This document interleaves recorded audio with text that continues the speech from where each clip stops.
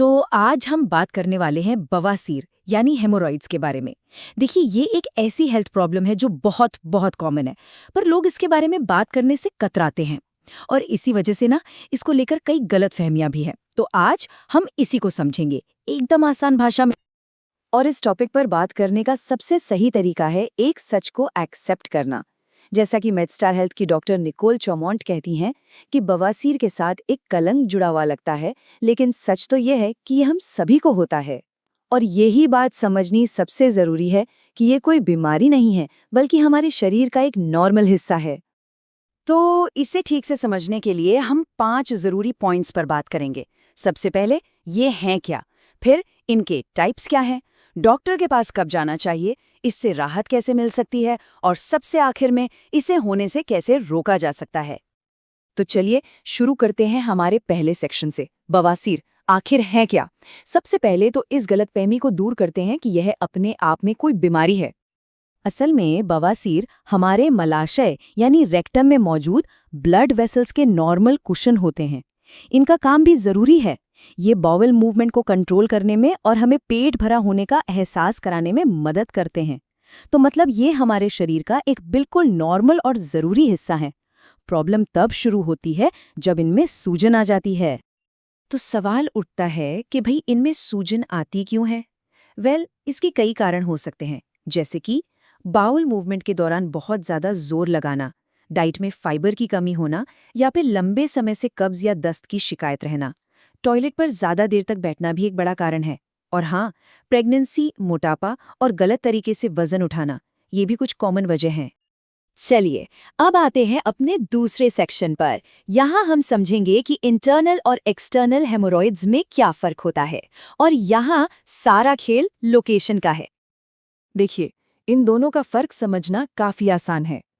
जो internal hemorrhoids होते हैं वो मलाशय के अंदर होते हैं, एक डेंटेट लाइन के ऊपर।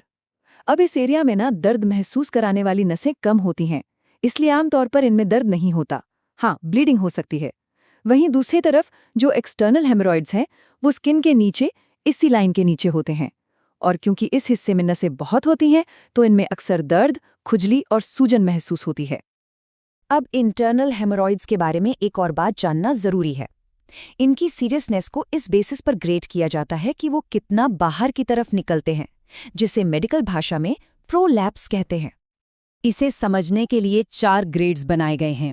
ग्रेड 1 में ये बाहर नहीं निकलते, ग्रेड 2 में जोर लगाने पर ये बाहर आते हैं लेकिन अपने आप वापस अंदर चले जाते हैं, ग्रेड 3 में ये बाहर तो आते हैं पर इन्हें हाथ से वापस अंदर करना पड़ता है, और ग्रेड 4 ये सबसे सीरियस स्टेज है। इसमें ये बाहर ही रहते हैं और वापस अंदर नहीं जा पाते। तो अब आते हैं एक बहुत ही जरूरी सवाल पर कि आखिर डॉक्टर को कब दिखाना चाहिए, और ये एक ऐसा डिसीजन है जिसे बिल्कुल भी नजरअंदाज नहीं करना चाहिए। मेडस्टार हेल्थ के मुताबिक 5 ऐसे संकेत हैं जब डॉक्टर से मिलना जरूरी हो जाता है। पहला, अगर बाउल मूवमेंट के टाइम पर पहले या बाद में ब्लीडिंग हो। दूसरा, अगर दर्द या खुजली 1 हफ्ते से ज्यादा रहे। तीसरा, अगर लक्षण लगातार बिगड़ते जा रहे हैं। चौथा, अगर कोई उभार या बल्ज महसूस हो। और पांचवा, अगर ये पक्का नहीं है कि ये लक्षण बवासीर के ही हैं या किसी और चीज के। लेकिन सवाल ये है कि डॉक्टर से डायग्नोसिस करवाना इतना जरूरी क्यों है? क्या इसे बस एक छोटी मोटी प्रॉब्लम समझकर इग्नोर नहीं कर सकते? नहीं, बिल्कुल नहीं, क्योंकि इसका जवाब काफी सीरियस है। देखिए, रेक्टल ब्लीडिंग जैसे लक्षण कभी कभी कोलन या एनल कैंसर जैसी गंभीर बीमारियों का भी साइन हो सकते हैं। इसलिए किसी भी सीरियस कंडीशन को रूल आउट करने के लिए सही डायग्नोसिस करवाना बहुत बहुत जरूरी है। ओके, तो चलिए अब बात करते हैं कि इससे राहत कैसे पाई जा सकती है। हम घरेलू देखभाल से शुरू करेंगे और फिर मेडिकल प्रोसीजर्स तक के ऑप्शंस देखेंगे। ज्यादातर मामलों में राहत की शुरुआत घर से ही हो सकती है। अपनी डाइट में रोज लगभग 25 से 35 ग्राम फाइबर शामिल करें, खूब पानी पिएं, जोर लगाने से बचें, और गर्म पानी से सिकाई, जिसे सिट्स बाथ कहते हैं, वो करें। ये तरीके वाकई में बहुत असरदार हो सकते हैं।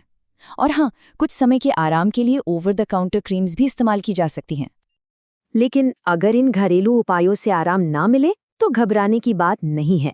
ग्रेड 1 से लेकर ग्रेड 3 तक के हेमोरॉइड्स के लिए डॉक्टर के पास कई असरदार इन ऑफिस प्रोसीजर्स मौजूद हैं। इनमें से एक सबसे कॉमन प्रोसीजर है रबर बैंड लिगेशन।